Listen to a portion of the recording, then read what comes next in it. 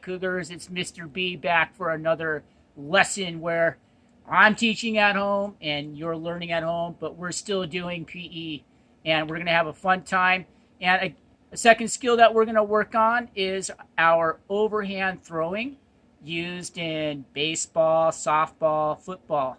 Now, ideally, you have some kind of a ball at home, a Nerf football, a tennis ball.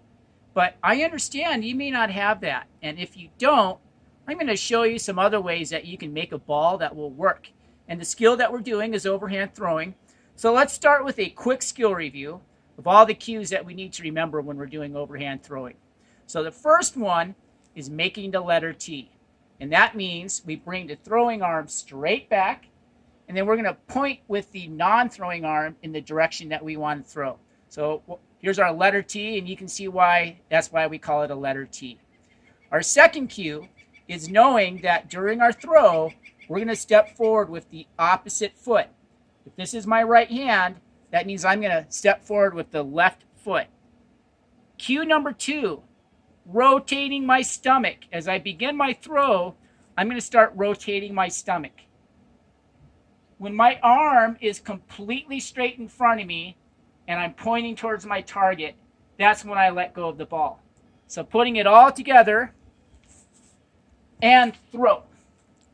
Now, back to the little puzzle we have if you don't have an ordinary ball to use. We want to be safe with this, and we certainly don't want to break anything around the house.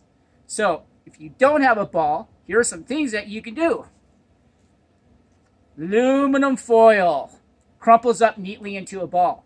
Now, if it's too light, what you can do is get a quarter and wrap the aluminum foil around the quarter. And it's going to add some weight to the aluminum foil, so it has a little bit more weight and it'll throw very nice and straight. Another alternative is to take a sock, overhand cross knot once and twice. And presto, we have another throwing object that we can use. And it actually becomes pretty high, heavier in weight, because all the weight is now being concentrated in a smaller part of the sock. Oh, what do we have here? Pigs really can fly. And I better not use this, so I think Lucy the dog might be upset if I decide to throw this. But maybe pigs really could fly. Now, another thing that you can do, if you don't have aluminum foil or a sock, take a piece of paper, it could be ordinary 11 by 8 or a piece of newspaper. Take something that has some weight to it. I'm using 2 quarters. You could use a marble. You could use nuts. You could use bolts. Put it in the middle. Crumple it up. And presto, I have another thing that I can use for throwing. And this actually has some mass to it. And I'm going to use this for part of our throwing. Now, the second thing that we need to find is a space in which to do the throwing. So I recommend finding a space, ideally outside if you can. If it's inside your house, maybe your garage, or talk to your parents. Maybe you can find some space in your living room that will work. But you want to have a space where you can do the throwing. And now we're going to talk about some possible targets that you can use. So these are ordinary household items. A used can of corn it happens to be. It could be a soup can. Any kind of a used container. Make sure there's nothing in it anymore. Some kind of a box. And some kind of a bottle. So these are ordinary, common household items that you can use. Just make sure that they've been used, they're safe, that they're not going to break. We don't want any broken glass or something breaking that could be dangerous. I remember in PE, I let you have the choice of anywhere from 3 to 5 of those styrofoam black and white blocks.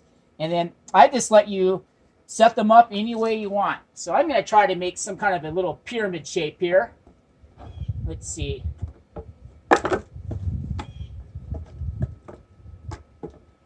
There we go. And presto, got them all lined up. Now, we're going to start about 8 steps away. 1, 2, 3, 4, 5, 6, 7, 8. So here I go. All of the cues put together. Letter T, stepping with the opposite foot, turning at the stomach, straight arm, let go at the very end. And here we go. Okay, that one didn't work. Well, I'm going to try the sock. Maybe the sock will have better luck. Little bit too high. Well, that's giving me feedback. My next throw, maybe a little bit lower. We might dial in on it. So now we have the piece of aluminum foil.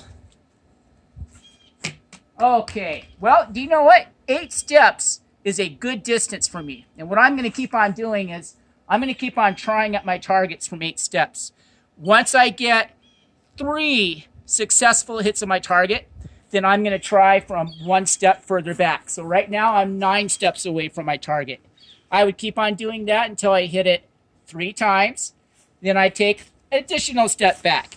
Now, at a certain point, you're going to reach a limit where you can't get the throwing object to your target anymore. That's going to be your maximum throwing distance. Now, make sure that you're not so far away that you're not even able to get the object to the target. And also make sure that you're in a safe space. If I kept on going, well, I'm almost going to be in my neighbor's yard. So that would be my maximum limit. But that is our second lesson. Hopefully you can do that outside. If you can't, try to find a safe space in your house. And remember, our throwing skills are used in a lot of different common activities. Baseball, softball, outside recess games. So it's a great skill to have. Thank you very much, Lafayette Cougars. That was our second lesson for in-home PE. Keep in tune. We're going to have more lessons coming down. Thank you very much. Bye-bye.